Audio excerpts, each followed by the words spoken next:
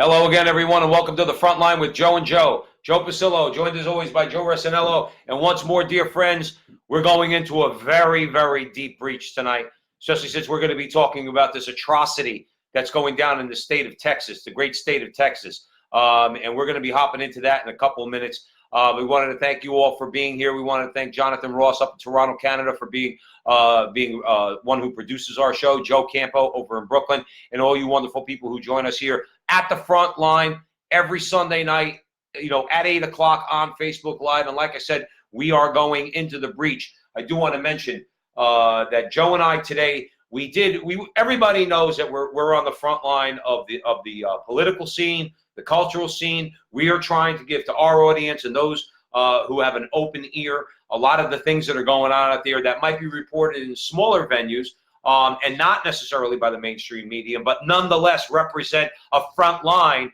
that we need to be talking about. Okay, but under it all, we are Catholic men, and our goal is to evangelize, strengthen other men, Catholic men, and evangelize other men who are not Catholic to understand the fullness of the Catholic faith. The reason why I say that, on our page later on this week, we're going to be posting an interview that we think you'll find very, very interesting that we did today about an hour ago with Wayne Schroeder. Long story short, former gangbanger, spent 15 years in prison, really came to the brink of destruction in his own life, and by the grace of Almighty God, he is now not only back on his feet, he's actually discerning the priesthood, and he is a servant of God, and he wants to move forward in that way. So we think that you'll like that interview, and that will be on our page. Probably, I'm thinking towards the middle of the week. All right. You say that's probably fair? Yeah, our producer has to, Jonathan Ross has to, clean it up a little bit. But once it's all finished, we will post it, and I think you'll enjoy it. Yeah. It's a radical change of heart. And I think you'll, and basically what it says is God could do anything. God can do anything. He can even save the United States of America if we would just open our hearts and minds, because that's what we're trying to do. Save souls and save our country. We're Americans. We love our country. And that's why we're talking about all these atrocities that are going on, so we can finally start saying no to them. So where are we starting, Joe Resinello? Okay, we're going to do a little follow-up to last week. Last week we covered the Devani billboards in Times Square. They were basically showing Trump as hog-tied with a very violent, woman over him. Basically, interestingly enough, those billboards were done in an attempt to be in solidarity with Planned Parenthood. Well, immediately, when I say immediately, I think they came out not this last Wednesday, the Wednesday before. This Monday past, Planned Parenthood came out with a statement. This is what they said. Planned Parenthood does not endorse this campaign, nor will we be accepting funds raised by this campaign. We do not condone violence or violent imagery against anyone.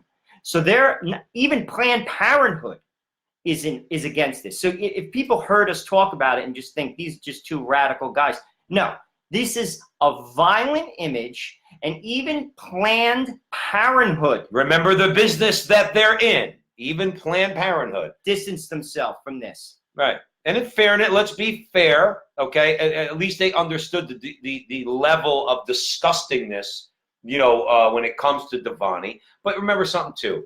Let's remember something. Again, I'm sorry. I say let's give them credit, okay, on one hand. But on the other hand, they are a business. And all businesses have PR machines. And their PR people probably told them, you got to distance yourself from this stuff.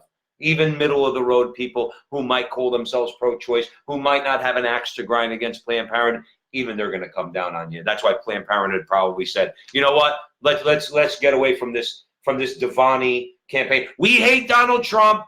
He's the most disgusting person who ever lived. That includes Stalin and Hitler and Pontius Pilate and everybody else. Okay, he's the most horrible person. We hate Donald Trump, but we're about money. So let's come out and distance ourselves from that. And that's exactly what they did. In the meantime, you know what? Are the billboards still up? I don't know. Tomorrow when I go to work, I'll take a ride through Times Square and I'll see if they're still up there. Hopefully, Commissar de Blasio has taken them down. Why don't we give a few shout-outs? A few shout-outs. Vinny, as always. Vinny's there from the beginning. Vinny, Roseanne also. Let me not leave out Roseanne.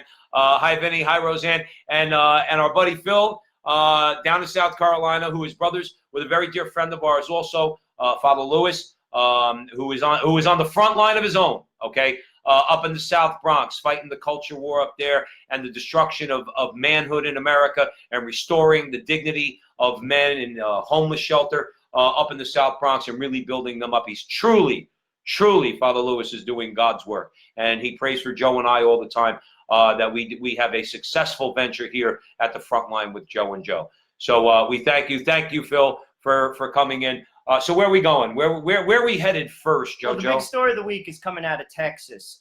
In Dallas, this was in the news towards the end of the week. Sadly, not many news outlets have been carrying this. In fact, only 3 carried it. One was LifeSite News. Another one was called The Texan, and believe it or not, the only other one was out of the Soviet, Russia. It was a Russian news agency, which is completely insane. Basically, what it's about is it's 2 parents who are divorced. They're fighting basically a custody battle of their son. The mother wants to transition the young boy into a girl. This transition began at the age of 3 when the boy started playing with a toy from McDonald's that was for a girl, and she assumed that he was then a girl. She registered him in kindergarten as a girl under the name Luna, and at 7, she wants to, through a doctor, the doctor's name, I have it right here, is Dr. Ann Gurgulis. Basically, with the help of this doctor, wants to give the child puberty-blocking drugs. Let's call it what it is. Let's call it, now this is not me being bombastic. Let's call it medical castration. Absolutely. Of a 7-year-old boy.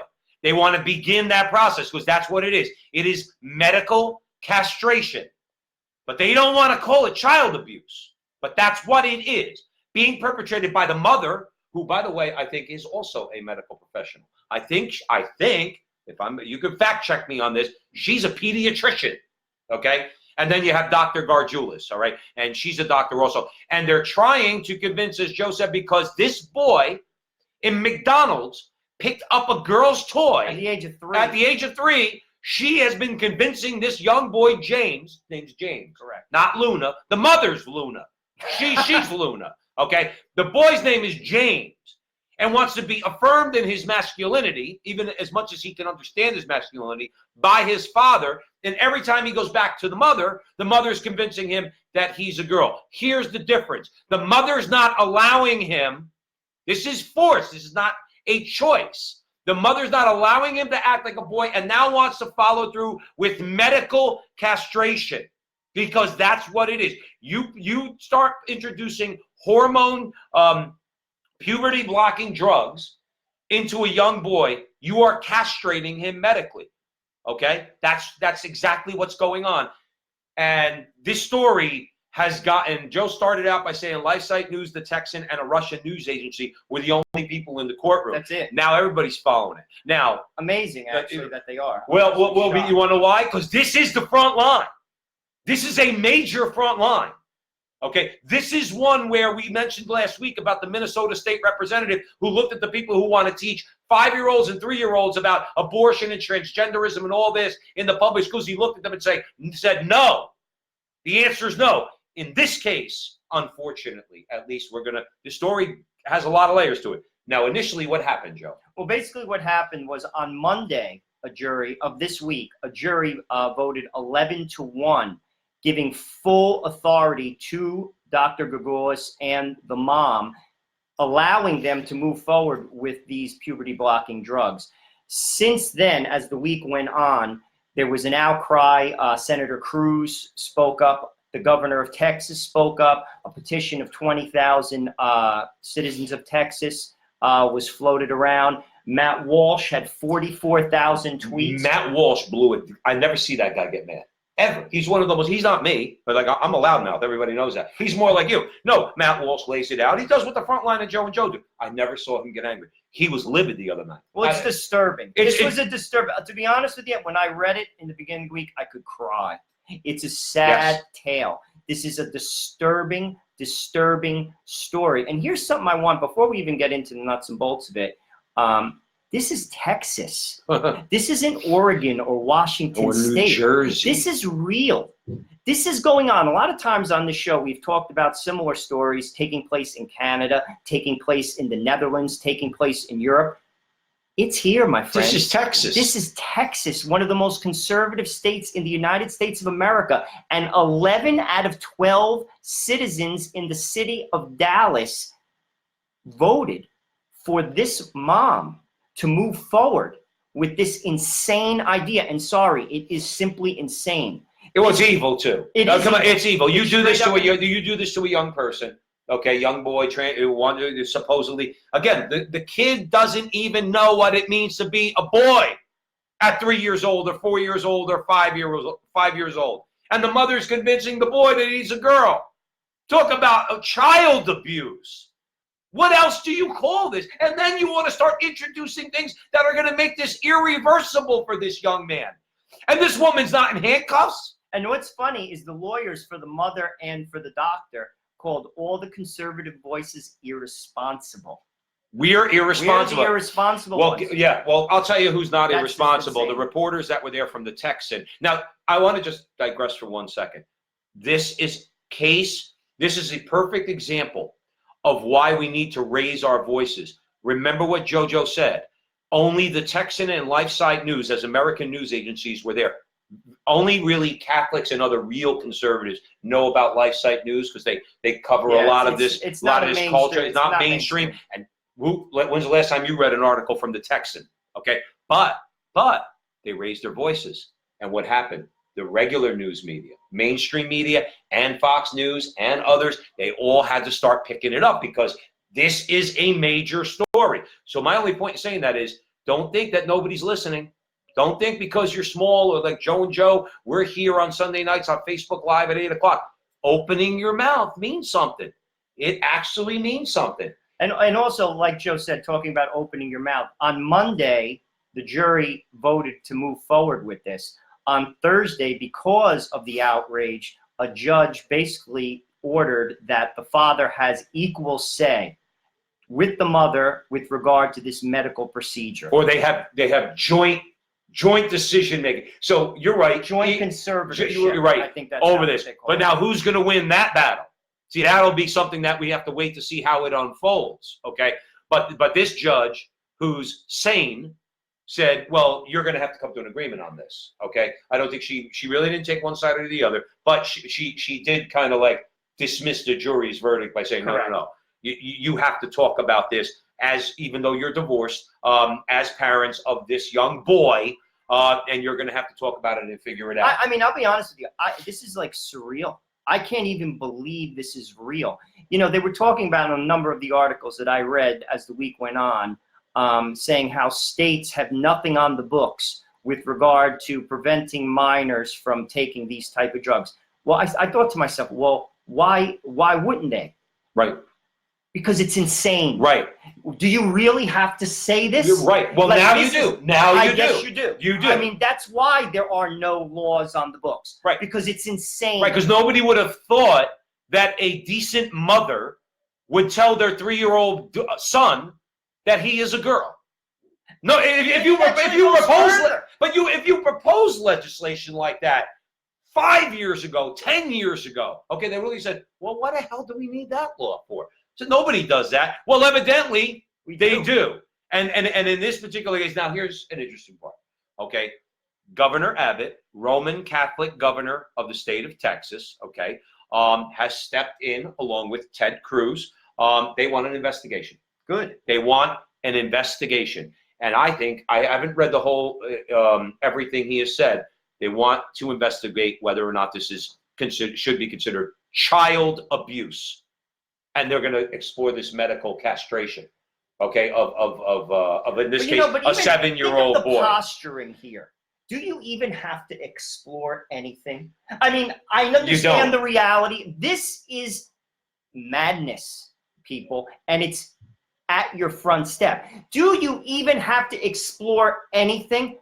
I mean, I can't believe, when I first read this, I couldn't even believe it. Here's the thing. When you give a child these type of drugs, first of all, how effective are they? I mean, this is like... Well, they're effective at destroying the No, person. but I mean in terms of side effects and all the stuff that could come with it. This is a lifelong decision. Right. And the child is 7. Yeah. You're making a decision for the child that's going to affect, at the minimum, the child's sterile. That's at the minimum. Never mind all the other things that go along with that. At 7? At 7. I mean, here's another twist from a legal perspective. Does the child have the wherewithal to understand that a lifelong decision is being imposed upon him or her? The child doesn't know what's going on. The child in this case is probably trusting mommy. Of course. All right. As all mommy's 7-year-olds not do. going to do anything to hurt me. In the meantime, this woman is evil. She's evil. She is twisted. And in all honesty, this person, I don't know her. I'm not being judgmental. I'm stating a fact. But her actions, she is a twisted person. She's got to be.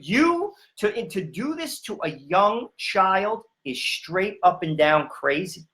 I don't. And here's the thing. Let's look at all the people involved here. You have a doctor, intelligent person, doctor. Supposedly.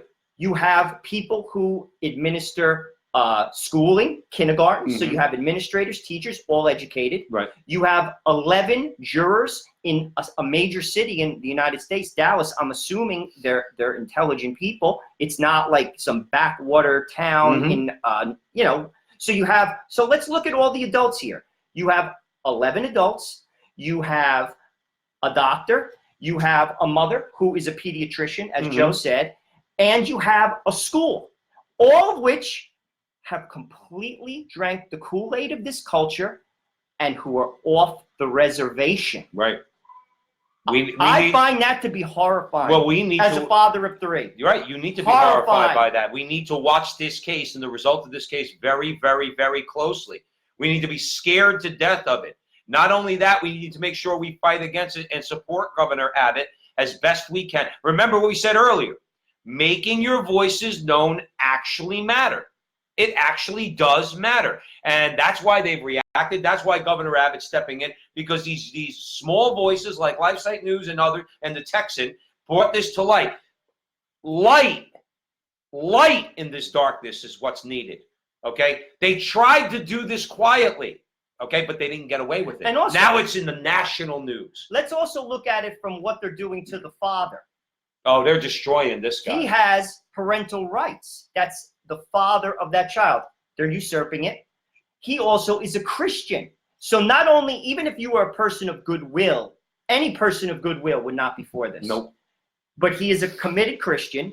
I don't know if he's Catholic, Protestant, they just said he was a Christian. Christian, okay. So religious liberty means nothing. Religious rights mean nothing. You as a parent mean nothing. And the state is basically telling you this boy is a girl, and we are absolutely going to maim this child, and we're going to do it legally. Right, and then we cannot. Crazy. We can't let it. We've laid the groundwork for this in other episodes. Okay, Johns Hopkins University, Dr. Paul McHugh, Laura Ingram mentioned it on her show the other day. We need to hammer home the science. Okay, the science of this says, the scientist himself, in this case, Dr. Paul McHugh, that to teach this to a young child is child abuse. That's what it is. And we also covered this on the show. It's biologically impossible to change your sex. Science says this. That's right. Not us. Dr. McHugh said all this does is take a boy and turn him into an emasculated man, and a feminized, basically a feminized man. But you're not taking a man or a boy and turning him magically, miraculously into a female. Not taking a male and turning him into a female. Joe just said it. It is biologically impossible. It's never going to happen, mainly because it violates the natural law. Natural law comes to us from God, and you're not beating God, okay? But what the problem here is this. If these people wanted to destroy their own lives, and they don't want to listen to the church, they don't want to listen to people who are so moralizing. You're such a moralizing, judgmental person. We're irresponsible. We're irresponsible. Then go destroy your own life. But don't destroy this young man's life. Because he's going to blow his brains out. What's her name? What's the mother's name? Forgot even her name, okay? He's going to blow his brains out when he realizes he's not a girl, because Joe covered it on the show. The suicide rate for people that go through this is through the roof. And what are you going to do? Are you going to blame the church?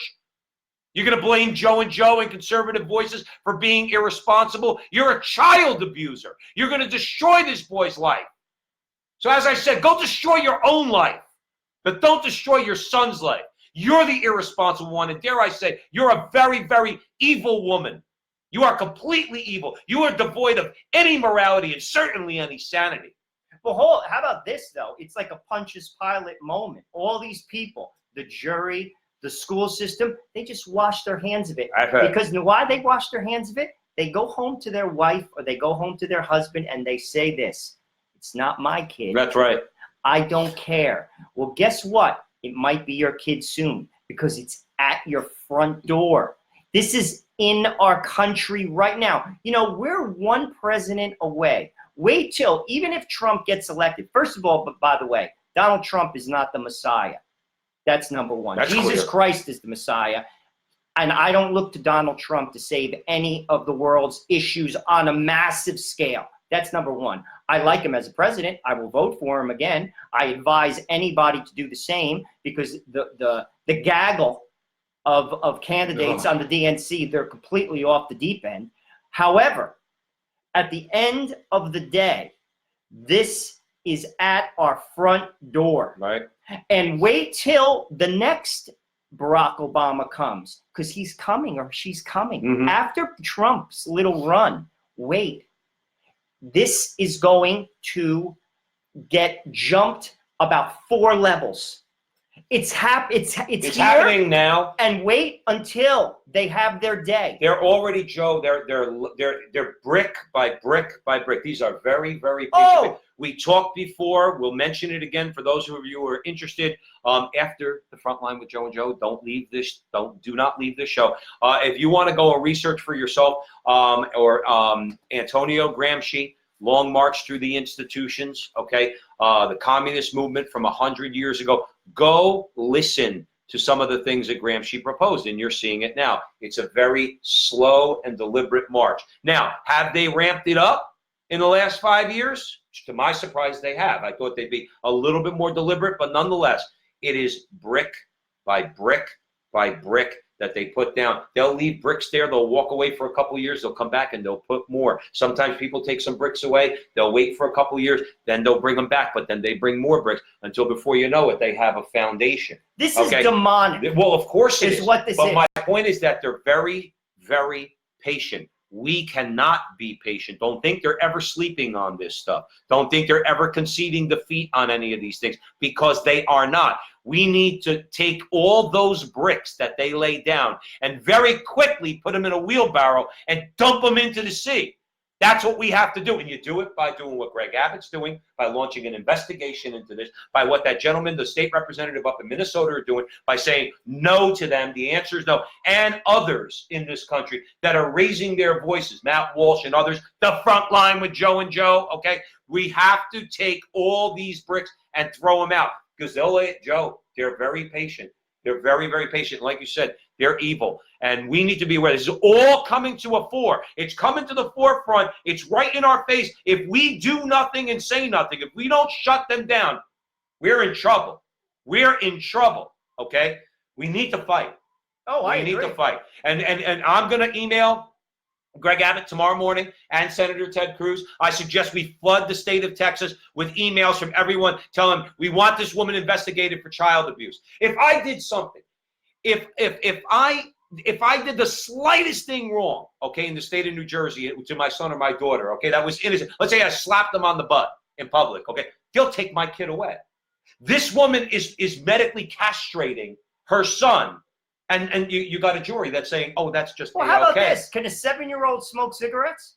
No. Right, you wouldn't allow that. Why would you give a 7-year-old puberty-blocking drugs? Right, I'd rather them have a cigarette. So would I. Right. I'd rather them smoke a cigarette and drink a beer than to take puberty.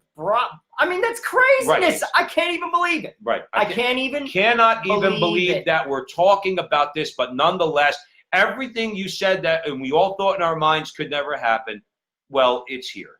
It's here, and we are at a choice. Matt Walsh gave him said it in a more inspiring way. I know other people have said it, but it struck home when I was watching this particular video. He says, God has chosen you to be born at this moment in history. That's his business. What are you going to do about it? At the minimum, you have to vote. You see, at the minimum, you have to vote, and you have to vote this garbage out of our country. Right. That's the minimum. And taking another step further, you have to be unafraid to speak your mind. And that could, well, it's not could, it will. There will be consequences. Right. People might not like you anymore. Well, sorry. Right. I'm sorry. That. I cannot live with myself. I will not tolerate this. Will not. I'm a father. I will not tolerate this. Yep. Period. Absolutely right. And that's it. That's it. We now have a zero tolerance policy. You will not abuse young children. And that's it. And that's what this is. And let's not delude ourselves. All these folks, oh, we're so progressive. We're so smart. Please spare me. Yeah. Spare me. Don't want to hear your arguments anymore. There is no argument. This is not even an argument. Yep. This is ridiculous. This is madness. Right. Do you know why Russia was probably covering this? Because they were laughing at us. Yep. They were probably saying, look at these Americans. Look at them. They've lost their mind. Well, you want to know what? That's what I would be doing. People lose their mind like this woman, this so-called mother down in Texas. Okay. But who's the real, who are the ones that really need criticism? We are. We spoke last week with Father Stephen Imperato. The interview's on our page, okay? He was talking about William Wilberforce and the abolition of slavery in the British Empire, okay? And his first thing that he said to the British Parliament was, I blame myself. I blame myself. We all need to blame ourselves because we don't do anything about this. But we're starting to. We're starting to, but now we have to get more aggressive. And people will vote for this crap. This is the sad thing. Yep. Tons of people, actually. Mm-hmm. And know what you're voting for. Right. We've said this. This is what you are supporting. Right. You see, there's certain things in life, I don't care what your idea is, that disqualify you immediately. This is one of them. Yeah. I don't care how many other good ideas you have. If you told me you were a politician, you had a million ideas, and you said, yeah, but we're going to transition young boys into girls at the age of 7, you're done. You're finished. I don't care what. Not voting for you, pal. Wrong. This is what you are supporting. Right. I want you to know that. And you know something? You know, I do this sometimes. I go through Hoboken, the train station, and politicians will come to me, and it's at the end of the day, I don't even want to hear it. I swear, I've done this. Someone comes up to me, I'll be like, what's your position on abortion? I'm not voting for you. And I walk away. See ya. Bye. Right to their face. Yep. What's your position on abortion? Right. What's your position on same-sex marriage? One time, this was in my own town, a woman whose parents, she's Catholic, her parents would go to church. At my church, I'd see him at daily mass. I said to her, you're Catholic. What's your position on abortion? Well, it's not real. I have a position, but I'm not voting for you. Right. I walked right away, right in front of her face. Yeah. And that's what we need to do. That's what you have to do. That's it. That's what we need to do. That's what we need to do in our daily lives. That's what we need to do with the Frontline with Joe and Joe, Sunday nights, 8 o'clock, Facebook Live. And we thank you all for joining us. Just a quick shout out. We got Phil joining us. Maureen's checking in. What's happening, Maureen? Joe Campo over in Brooklyn. Artie, we had a great time with Artie last night. Absolutely. Artie and Lou and their beautiful wives. We all hung out a little bit, and we had a little conversation at the Frontline. I would say it was at the Pasillo abode in Southern Bergen County, but we all had a great time. And talking about a lot of the things that all you need is a PhD in common sense. All of you and Joe and I, well, we all got one of those hanging right on our wall. So where are we headed next? We're going to, sadly, San Francisco. Again?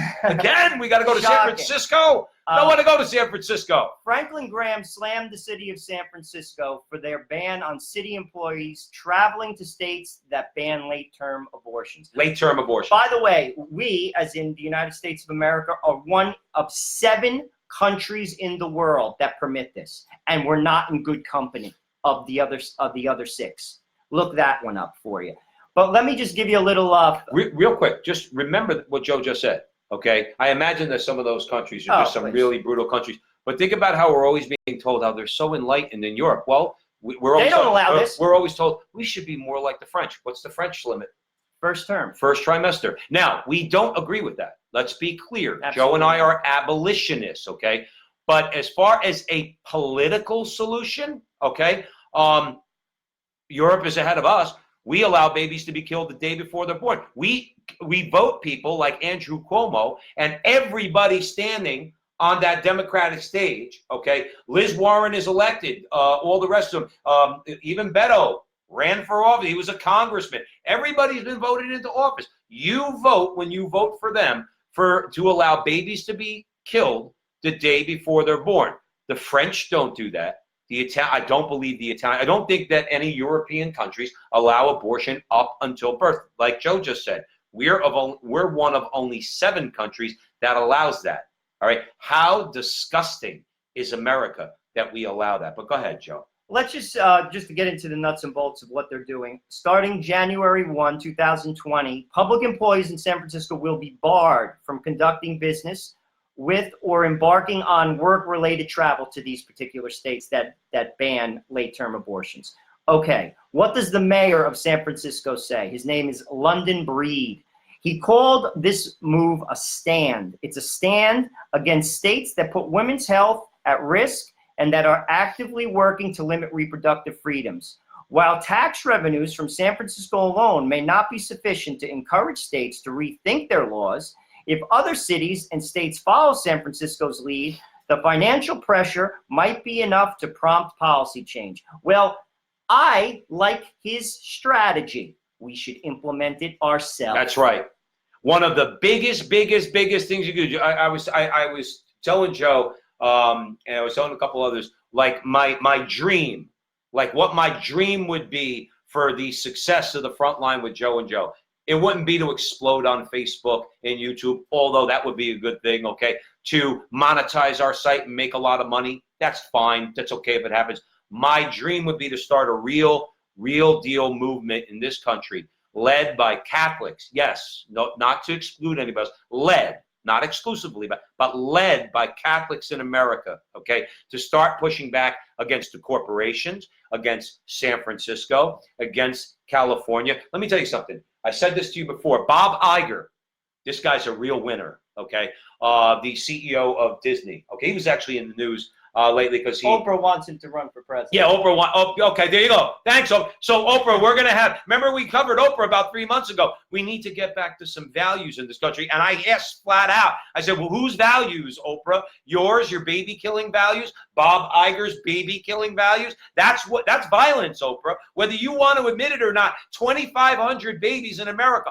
most of whom are African American. That means they share your skin color. Are killed a day in America. That's violence, Oprah. And you want to talk about Bob Iger? Let's talk about Bob Iger for a second, okay? Because this speaks to what you were talking about, what we need to do in San Francisco. I wish we found the movement in this country. You know what would happen if we had a movement of 20, 30, 40, 50 million people in this country that when that all really came together, got our information, let's say, when we were alerted to these things that they do, and we call for a major boycott. So Bob Iger runs Disney. Now, he came out against Alabama the same way that the mayor of San Francisco is coming out against travel to states that have banned or severely curtailed abortion. Bob Iger said, we are going to boycott Alabama. I wonder what Mr. Iger would do if 40, 50 million Americans said, you know what, we're not taking our kids to Disney World. Bob Iger would change quicker than you could blink an eye, right. Because Bob Iger likes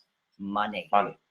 We have to turn off the spigot to these people. We let them rob us in our taxes. They steal our labor through confiscatory taxation. They steal our labor through usurious interest rates, compound interest. Bob Iger and his buddies in the banking industry, they steal our money left and right. It is our money that keeps them in power. Not their money, by the way. Our money that we let them take. And yes, that's why I mentioned boycotts, and money that we give to them. Okay, you know what I did? You know who's listening? We mentioned earlier, Father Lewis is listening. He'll appreciate this. I actually did this. This is JoJo's little personal boycott. Let it be maybe a little example to show you. I have been using Gillette products for as long as I could shave, okay? Particularly when I started shaving my head, and I've been using Gillette products for about 25 or 30 years, okay? You shave your head? I do shave my head. I'm not bald. I went to a men's retreat, and Father Lewis got up there, and he broke something. I didn't know what it was. I thought he was breaking a pencil. I was like, why is he breaking a pencil or a pen? What did the pen ever do to him? It was a Gillette razor. Because Gillette came out and basically called guys like us, their customer base, okay? Gillette was critical of what they called toxic masculinity, okay? It was very, very skewed, it had that culturally Marxist tone to it. Father Lewis broke his thing and looked at everybody. That was my Gillette razor. You know what I did? Okay, I went on, and I don't care. We don't get paid by them, so I'll tell you exactly what I did. I went online. I found Harry's razors. I threw my Gillette stuff in the garbage, and I'm waiting for my package of Harry's razors, and now I'm not using Gillette anymore. What happens if 20, 30 million men did the same thing? How fast would Gillette change? They change their opinion. Because again, their God is money. And we need to start. Listen, they may never convert their minds. They may never convert their souls. They may continue to be haters of humanity. That's why they support abortion. That's why they support evil. That's why they support lies. Okay? But we will back them off of us by not letting them take our money and keeping our money out of their pockets. So let's get back to Franklin.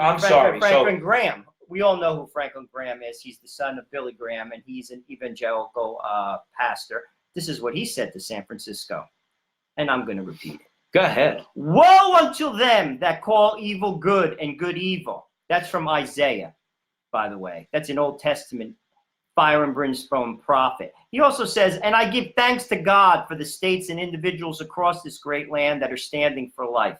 Good for you, Mr. Graham. And this is an example of this. It's not just Catholics out there that have this opinion. He's not Catholic. There are plenty of Jews that feel the same way as well. Muslims feel the same way as well. There are plenty of people of goodwill who feel the same way as well, particularly around late-term abortions. In fact, 87% of this country is against it. I'm going to repeat that. 87% of the United States of America is against late-term abortion. It is a political loser, yet they embrace it like a dog is holding on to his last bone, these people. All of them, and I'm going to say it again, you vote for them, this is what you vote for. Know what you're voting for. This is what you vote for. There are issues that disqualify you immediately. This is one of them. Whether you're Catholic or not, it doesn't matter. This is a disgusting, disgusting idea that is being put forth to people. And you vote for them, that's on you. You know one question we need to explore? Okay. Now, PM, I didn't read your whole question, okay? But I did catch one part of it where you're talking about, I'm getting the implication that we're Catholic, we speak out a lot about abortion. What about those who don't accept abortion? Here's the bottom line. Your truth doesn't matter. There is no your truth and my truth. Truth is not relative. I had this conversation with another person, a person I work with, okay? He was saying, well, a woman, it's her truth. In other words, so for her, it's okay to have an abortion, and you have your truth. I said, no, but the objective truth that at the end of the procedure, there is a dead human being. That's objectively true. That is undeniable. So it doesn't matter whether the woman could justify it in her head, in her conscience, okay, a malformed conscience, okay, if that's the route you go. And I want to explore this because we talked about it before. Maybe not on the show, but we talked about it personally. Very quickly, okay, I'm not going to get too much into it, but this is something that we should do a major segment on, okay? The argument, it's a masterful one, by the way, okay? The argument that I'm personally opposed to abortion, but I don't have the right to impose my religious beliefs on others Mario Cuomo is a lie. Italian and Catholic.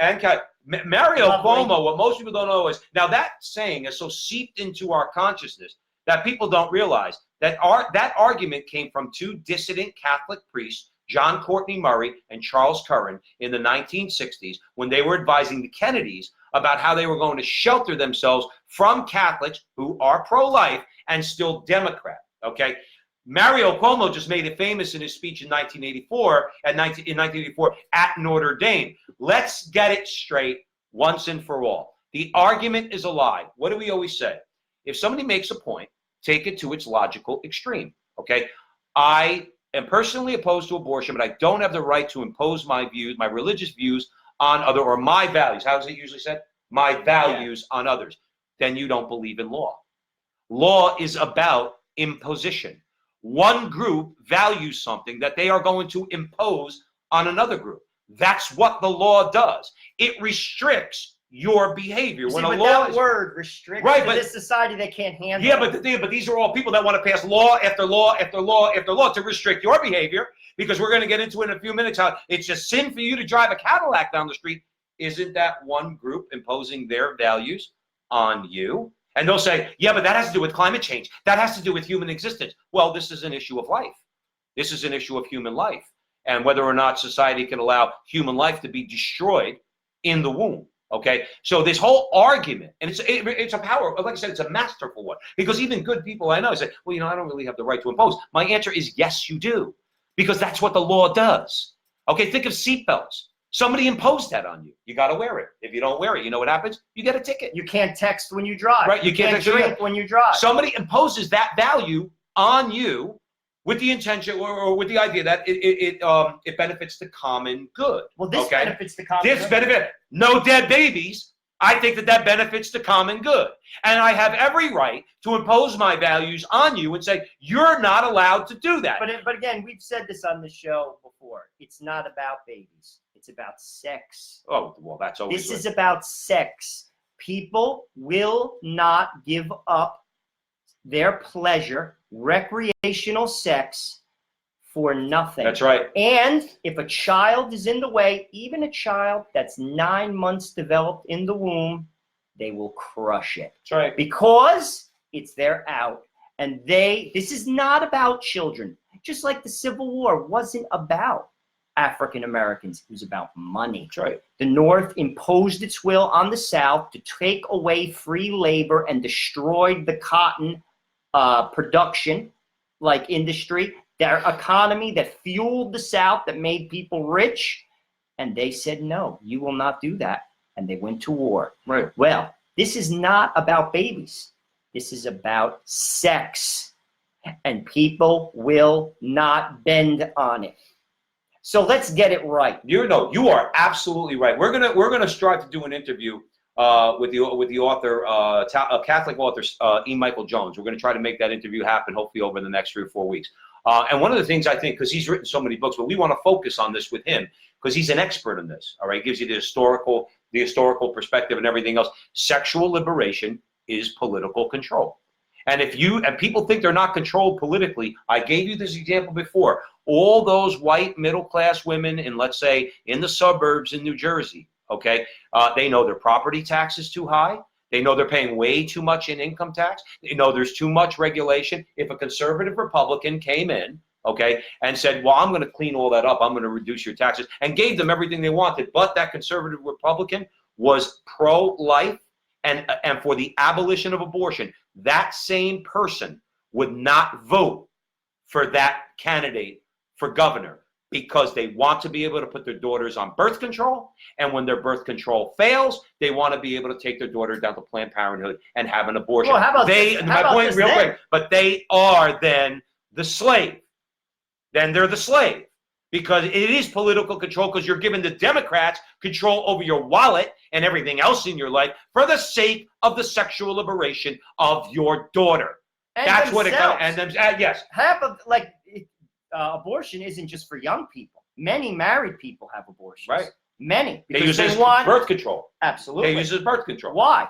Because they don't want children. They want things. They want fancy vacations. They want nice houses. Right. They want nice cars. It comes down to this. Where is your kingdom? Is it here?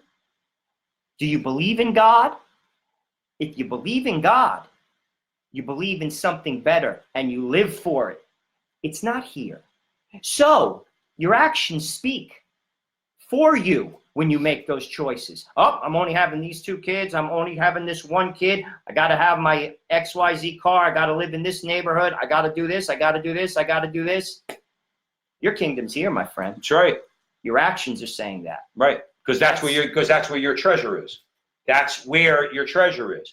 You think, and let me tell you something, this whole myth too about big families or somehow restrict your ability to do things in life, whatever. Listen, the happiest people I've ever known in my life were people who had big families, both the children of the parents and the parents themselves. Okay, these were the happiest people. Were they perfect? Absolutely not. Okay, nobody's talking about perfection. Like Joe just said, we're not looking to create heaven on earth. There is no such thing. I wish somebody would tell that to the left. There is no such thing as a perfect society, okay? But big families, in other words, these were the happiest people I knew. The people I grew up with, even in my generation, okay? Where the amount of children that people started to have started to shrink a little bit. But we had families in our neighborhood that had 8 kids, 4 girls and 4 boys, okay? And 5 kids and 6 kids. I saw a few of them, a couple of the family members last week at St. Lucy's at the St. Gerard feast, okay? These were happy people.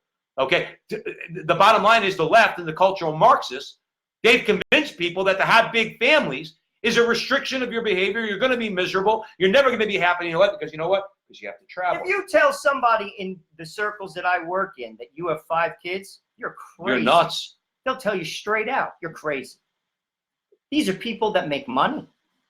These are people that make money. Right, but they want to spend. Crazy. But they want to spend it on themselves. That's where we got, and this is what's driving the abortion argument. Right. But my point in bringing up Mike Jones is but then you are controlled politically. When you make sexual liberation the center of everything you want and make sure all these things are kept legal, abortion, and you don't really care about transgenderism and contraception. Oh, who's against contraception except those Neanderthal Catholics? Okay. They scoff at Humanae Vitae, all right, at the statements of the Catholic Church on contraception, which, by the way, Paul VI was he foretold all these things in Humanae Vitae. So it didn't have to just do with being able to wear a condom, okay? He talked about the consequences of all this, which we're living through right now.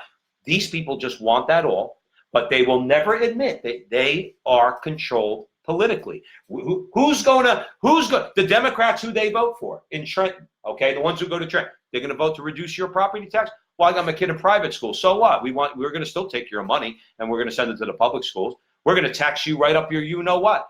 That's what we're going to do. You know what these people say? Well, at least they protect your right to an abortion, honey. Can you imagine that? Can you imagine that conversation? You imagine that and how Father Lewis, I'm going to go back to him, okay? All right, where he talked about on our retreat about what it means, philosophically speaking. He was referring to Aristotle and Aquinas, what it means to be feminized or effeminate, okay? He said flat out, doesn't mean to be homosexual or limp-wristed or whatever the case, or weak, physically weak. It means that when you want a life of comfort, where no sacrifice, especially for children, okay, you are an effeminate male. You are an emasculated male. When that's all you look for in your life is ease, convenience, money, and anything stands in your way, even the conception of your own child in the womb of your wife, that you as a man will take your wife down the Planned Parenthood to kill your kid so you could keep your level of income, you are a disgusting man. And your wife is a disgusting woman. And people need to start calling you disgusting for your worldview. I wouldn't trust you. I wouldn't trust them babysitting my dog. Okay, people like that. No value for human life whatsoever. But they are, my larger point, Jojo, they are controlled politically because of sexual liberation. Let's move on to, we have 2 more segments. We have. Why, the veins not popping out of my head enough? You're at the front line. It's going to drop dead. You're at the front line with Joe and Joe Pasillo and Joe Resinello, 8 o'clock, Sunday nights, Facebook Live, sharp every Sunday night. And PM, thank you. Your question was a little bit long. I think I might have kind of talked around it a little bit. But don't stop commenting, because we love the comments, and all of you wonderful people comment. And more importantly, share the video with your friends, particularly on Facebook. And let's start speaking up, and let's start speaking the truth out there.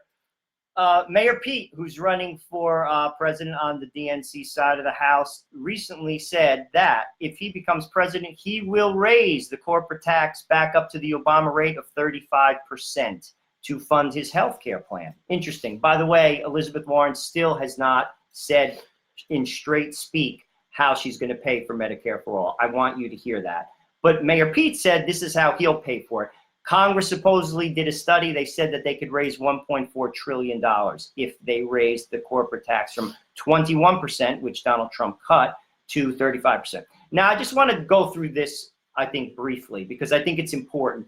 A lot of people hear that, and they basically say, oh, great, the corporations are going to pay for this. It's not going to affect me. Wrong.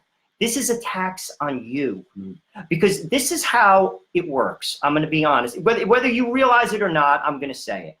Corporations pass that on to you. They will cut jobs. Why do you think the unemployment rate is the way it is? It wasn't Barack Obama, my friends. I'm very sorry. It was two things. This is one of them. Donald Trump cut the corporate tax from 35% to 21%. Congress just said it. He gave them $1.4 trillion. Guess what that means? That means people keep their jobs. Guess what that means? It means the economy grows. Guess what that means? Companies stay within America. If you do this, companies will leave the United States of America. Under Barack Obama, we were in the top 3 highest corporate tax brackets in the world. Right. That includes Europe. This is a job killer. Right. And a lot of people, some people are idealistic, some people are naive. When I say that, they're young. Some people, to be honest with you, just drink the Kool-Aid. This is a job killer. Right here, I'm going to give you the example. You work at Walmart. People always say, no, they're just going to get the middle class executive, or they're going to get the upper classes. No, you work at Walmart. You raise Walmart's taxes from 21% to 35%. I'm going to tell you exactly what they're going to do. They're going to lay people off. They're going to have less people at the cashier. They're going to raise their prices. You're paying for it. They're not. Right. They're not. And they're going to back out of providing health insurance for their employees. But remember something, a lot of what the left does, let's face it, Pete Buttigieg, he's a leftist, okay? Anything he's doing, he's going to try to make it sound reasonable, but what he's doing is by design. Now, less people working, what happens to those people that Walmart, in your example, would have to lay off? Well, I guess they're going to, see, he says, if you want to go into the government program, well, if people are laid off, guess where they're going to have to go? Into the government program. Okay, so Mayor Pete, you're not doing anybody any favors. Well, I'm still giving people the choice. Well, if you lose your job and you need health insurance, no, you're gonna make sure by raising the corporate rate to 35%, you know people are gonna lose their jobs. Ergo, more people are gonna have to need your Medicare for all. So we know what you're trying to do. And so you got these corporate, and the other thing is the people who remain employed. Let's say in the case of Walmart. A lot of them, for cost-saving reasons, the companies are going to stop rather than just lay them off. The people that are still working are going to get their health care benefits taken away. And then they're going to be forced into the government program. But this is where people have to think. You have to think a little bit. You know, things sound good, but money does not grow on trees. My father used to say that all the time. It comes from somewhere. It comes from you. Right.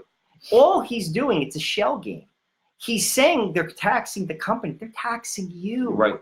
You're paying for that. Instead of just calling it what it is, he's saying, I'm going to tax the companies. Jobs, the unemployment rate is going to go up. Right. That's, I mean, there's no question. Right. And then what he'll do, is he'll blame Donald Trump, because that's what the left does. Just blame your predecessor. If things go well, take credit for it.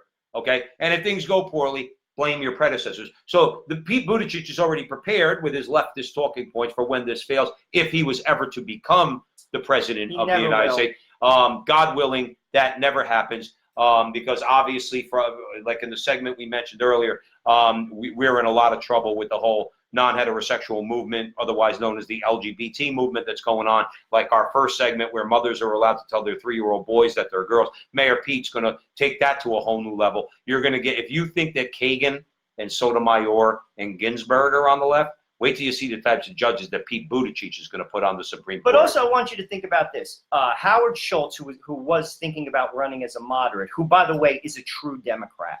Straight up. I still disagree with him. But so I wouldn't vote for him. But the point is, he can't run as a Democrat because they're too radical. He even said this. He ran Starbucks. He's a businessman. He said he'd raise the corporate tax to 26%. You see, he gets it. Okay, you might not agree with 21%. You cannot create class warfare. That's what Barack Obama did. When you see, class warfare affects the middle and the lower classes. The upper classes are above it. It doesn't affect them. Right. It affects you. Right, and people need to get that through their You heads. have to understand this. Right. You see, Howard Schultz gets it because he ran a multinational company. He's saying, all right, maybe I'm going to raise it a little bit, but I'm not going to raise it to 35%. Right. He said 26% because he understands the fine line. There's a balance. You see, you have to walk that fine line to keep an economy growing. You overtax companies, they fire people. Right. You see, another thing which you have to walk the fine line, and this is the second reason why our economy is doing so well right now, is we were over-regulated. Mm-hmm. Now, I'm a regulator at a bank, by the way. So I know what regulation is. I know it's important. But you can't over-regulate. There has to be a fine line. You can't create class warfare. Class warfare only benefits the rich. Right. It doesn't, because they're above it. They're above it. Oh, you make $2.3 million a year. I take $400,000 extra from you. Mm-hmm. Who cares? Right. You still don't vacation where you vacation. Your kids still go to the same schools. You pay with it with one check. Your wife still goes to fancy lunches every day and goes to a spa 3 days a week. Mm-hmm. She still gets her nails done. She still spends $500 a week on hair. Right. Life goes on. Right. Guess what? You're in the middle. You're at the lower end of it. You're done. You're done. Remember something when You're done. When Karl Marx said, "Workers of the world unite." That's all you have to do that's all you have to lose is your chains. Well, he was a liar because communism is a lie. But that's the line that they try to, in different words, they try to promote. Well, you should all unite. Unite what? All I have to do. The only thing I get to lose is my chains, except the chains that you want to put on me. Because do you think that Barack Obama, who's now a very, very, very, very wealthy man, by the way, tens of millions of dollars, not bad for a community organizer. I bet he's worth $200 million. I wouldn't be. I didn't hear that number, but I wouldn't. I wouldn't blink at it. Do you think Oprah or Barack Obama, or all the leftist heads and CEOs of companies, Mark Benioff, Tim Cook, Bill Gates, you think that they're going to give up anything of their own when the time comes for the new revolution? They're not giving up anything. Remember something: there will always be an elite. There will always be an elite that tries to tell everybody else what to do. The problem that Joe and I are trying to identify here, okay, is that we give them not only their power, we give them their money. Okay, we buy their products without any sort of discernment as to whether or not we should actually support that company and put profits in their pocket, a portion of which is going to go to support, like Goldman Sachs. Let's say we're LGBT friendly. Or TD Bank, we're LGBT friendly, or these other companies that give to Planned Parenthood. We give them the money to be able to do that because we don't discern, all right, and shop for products outside of those companies. And we allow all the government to have its power because we never do. We let them lie to us with this class warfare and this class envy. We have to stop. You are not gaining in life because you let the government take one dime away from somebody who's rich. It will not benefit you at all. There is no net benefit to doing that. Take it away right? From They're going you. They might give you $1, okay, but they're going to take it right back. And more importantly, when they do take it back, they take your power to live your life along with it. That's the front line that's got to be fought here. Confiscatory taxation and usurious compound interest and the money that we give to Disney and other companies when we shouldn't be doing that. That's one of the reasons why these people have so much power. And we all sit there and go, well, what can we do about it? Stop giving them our money, man. Start saying no. Start saying no to your kids. We said this before. Daddy, I want to go to Disney World. No. Why? Because Bob Iger is and I promised Father Lewis I wasn't going to yell. I wasn't going to curse anymore. But you get the point. Let's stop supporting these people. It's one of the biggest things we can accomplish on this show. Let's stop supporting these people. We're going to go to our last segment of the night. You're with the Frontline with Joe and Joe every Sunday at 8 o'clock. We're going to go to Hollywood, Joseph. Your favorite place. From San Francisco to South Bend, Indiana, to Hollywood. and now we're going to Hollywood. Joe's really trying to get the vein to pop out of my head tonight. Go ahead. Celebrities, global elites, and business leaders, all of which, many of them, as we all know, are climate change activists. Here's the kicker. They have a carbon footprint 300 times that of the average person. What do you think drives it? Corporate jets. Corporate jets. Basically, a scheduled air traffic. This includes first class. I've once or twice flown business class. It's pretty nice if you can do it. I mean, it's stupid expensive. The company pays for it. They don't want to fly business class. They want to fly in a private jet.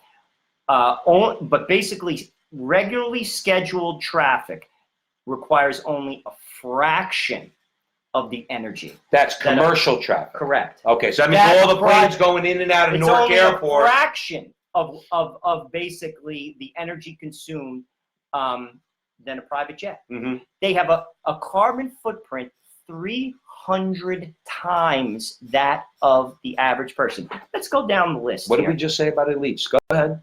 Bill Gates in 2017 took 59 flights and flew 213,130 miles, mostly on a private jet that only seats 19 people. Jennifer Lopez flew 139,520 miles. Oprah Winfrey flew 83,356 miles. And here's your best buddy, Mark Zuckerberg. He flew 65,888 miles. Now, recently in the news, you had Prince Harry and our good friend, Miss Merkel.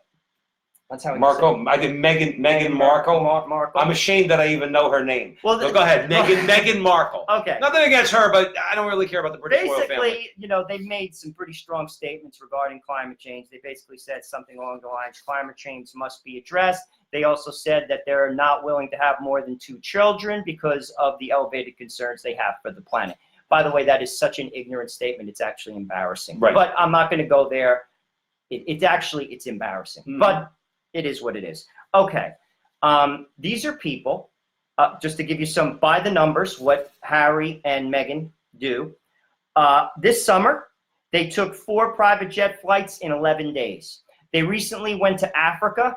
They took 13 assistants on a private jet.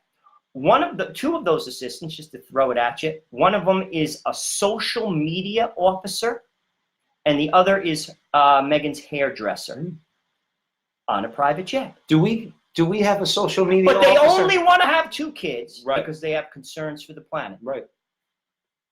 Do you see the underlying evil of the argument, though? It's actually sad. What the hell does It's climate? What sad. does having a big family have to do with climate change? If Joe had 8 kids right now, he just got done reading again facts, statistics. Okay, he just got done reading you the facts of how many miles Oprah, Bill Gates, Jennifer Lopez, I think DiCaprio was mentioned in the same article, and the carbon footprint they're leaving. If Joe had 8 kids right now, you know how many air miles he's going to be traveling this year? The same as he traveled last year.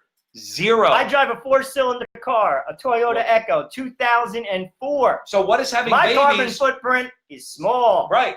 So what does having babies have to do with climate change? It's not about Nothing. straws. It's not. You see, this is the lie. And people, they buy their magazines. They eat this up. Yep. They eat this up.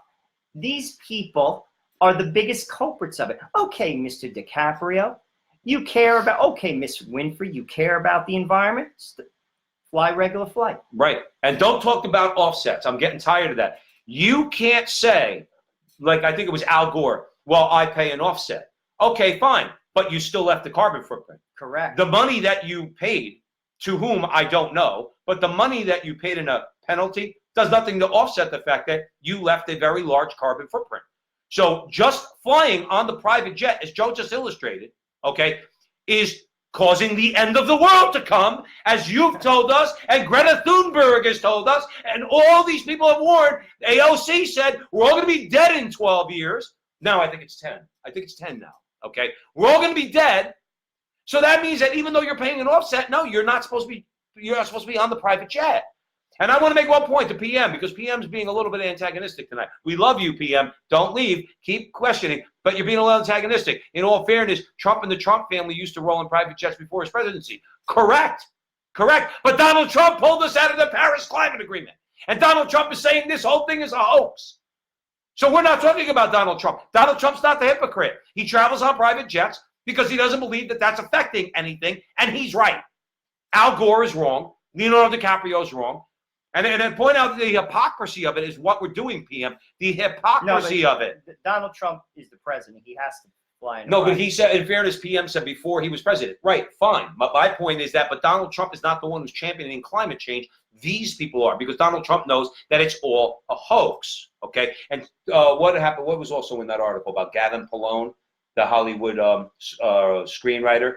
He was also in the article. Gavin Polone, I think he did Curb Your Enthusiasm. And a couple of other things. He basically called them all. Now, he's obviously somebody who believes in climate change, but he says they're all hypocrites. He says, do you understand the bad look that this is? You're out there talking about global warming and climate change and all this stuff and reducing your carbon footprint, and you're flying all over the place. So one of their own is actually speaking the way Frontline with Joe and Joe is on this issue, pointing out their hypocrisy. But also, it goes to show you, it doesn't affect them. You see, it's one thing to talk the talk. You got to walk the walk, my friend. Right. That's how it works. You got to walk it. They're not walking it. No. They're not walking it. And they never, ever, ever and they have. never will. And they never will. And they never will. You know, let me tell you something. When you want people to do something, you know what inspires people? That's why we're Roman Catholic, because we're inspired by Jesus Christ and his actions. You follow the person who lives what it is that they say they believe, okay? So, and leaving our blessed Lord aside for just 1 second, when you look at the people who founded the church, okay, on the rock, or when Jesus founded the church on the rock of Peter and all the apostles, the reason why they gained followers is because the followers saw them actually living what they were teaching. Absolutely. How do any of these, and that's how the church spread, and that's one of the reasons why the gospel spread. People said, well, these people obviously believe what it is they're saying. But also, it's about being a high information voter. You have to know what's behind what people say. Sadly, and this goes across all economic levels, all races, all religions. Most people are low information voters. They belong to a tribe, right, and they just flick the lever.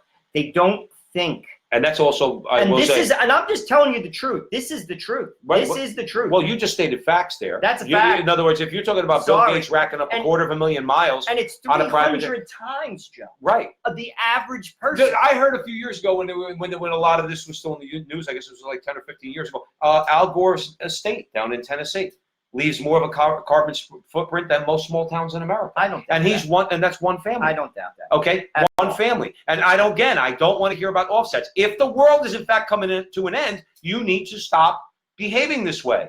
He'll never, ever. Vice President Gore. Never. You need to stop doing it. And Leonardo DiCaprio, listen, limousines, they could travel long distances, jump in the back of a limo, okay, or get on a cruise, all right? But they also have carbon footprints too. I'll tell you what, fellas, why don't you just keep living your life, because climate change is a hoax, and get the hell out of our lives. How about that for a solution? We'll shut up about you if you shut up about us, because climate change is a hoax. And I like plastic straws. Oh, I love plastic straws. Those paper straws, I swear, going back to Father Lewis and breaking the Gillette razor, I take them and I destroy them. It's like, they're effeminate. I'm sorry. Paper straws, they're effeminate. And they don't work. They don't work. Plastic straws work. They work. All right. And plus, you could twist them up, and then you can flick them, and they make a right. Noise. Show you like the way we're thinking. Okay. In other words, we could get multiple uses correct out of the plastic straw before we discard it in a proper garbage bin that's labeled for recyclables. Okay. See, I care about the environment. I recycle my straws.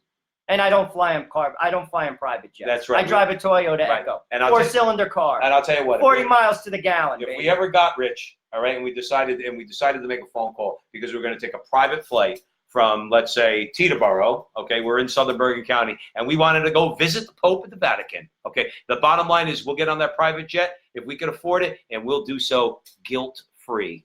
I promise you that.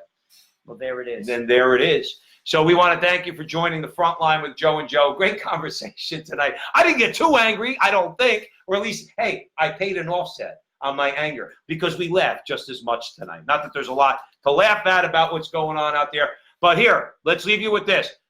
Send support emails to Greg Abbott. Okay, we don't have his email, but you could find it because you can find anybody's email.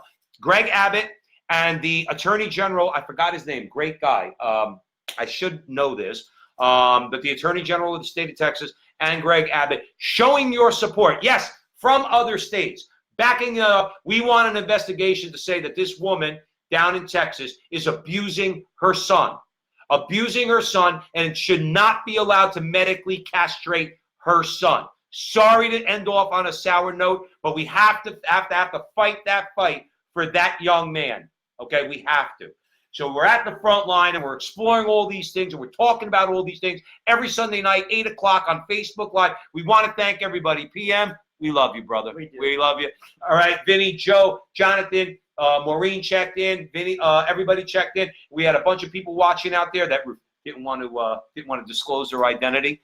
And stay tuned for later in the week. We're going to be posting our interview with Wayne Schroeder. Great story of a journey from the depths of darkness to rebuild his life by the grace of Almighty God. And it's a good interview. It's very heartfelt, man, and very inspiring for those who might be at a dark moment in their life. There's always hope. There's always hope in Jesus Christ, and we all need to remember that. Okay, so we're fighting the good fight. We're speaking the truth. Am I right, JoJo? And our conversation. That's your conversation. And it's going on everywhere, my friends. That's right. So we'll see you next week. Thank you very much for listening. Thank you.